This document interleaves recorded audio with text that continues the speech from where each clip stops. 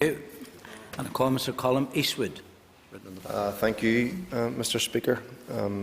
I think we're having this debate at a time of great concern for many people within our community who have not been treated as full and valued members of our community by people in positions of authority.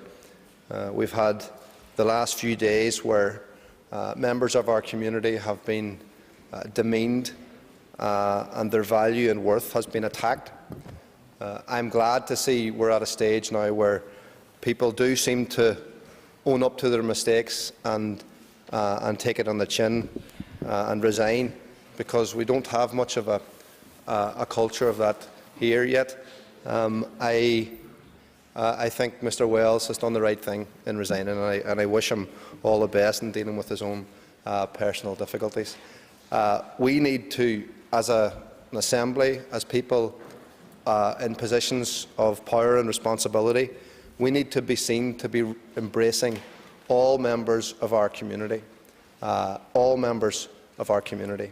I think what this motion does, what the idea of equal marriage is about ensuring that people within our community can access the full services of the state, can be seen as, respected as full citizens in our society.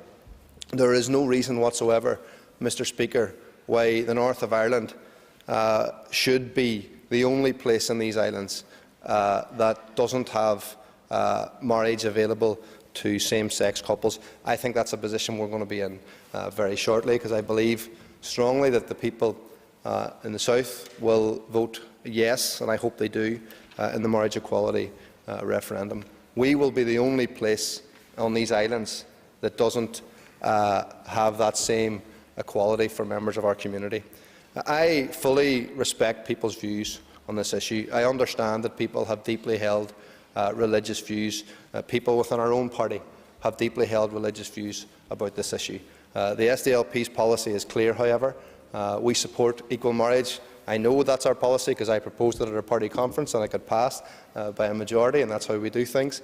We're very clear that that's our position. But we also recognise that we have to protect churches, religious organisations who don't want to take part in equal marriage.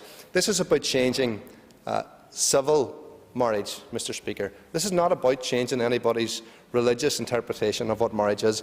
And of course, marriage has changed over centuries and evolved over centuries. This is about the access to civil marriage.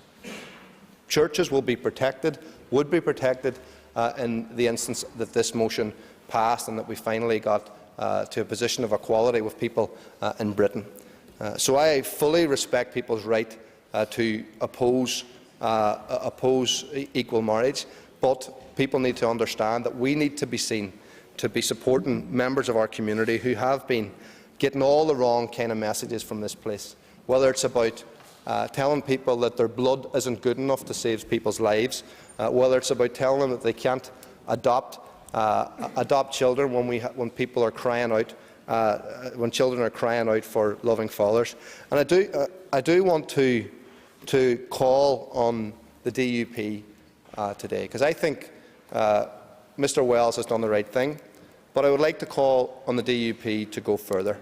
We have a position where one of the DUP's MPs has said that gay people harm society. I think, Mr. Speaker, that kind of bigotry is what harms society.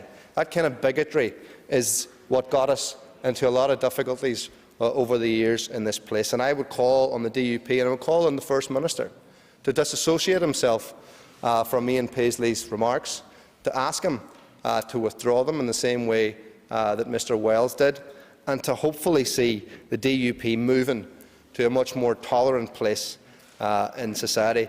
Because if they don't, I don't see how any potential British Prime Minister could be doing a deal with a party that thinks that homosexuals harm society. I think we need to see a complete change in the attitude of that party, and I hope today they can take the opportunity to begin that process.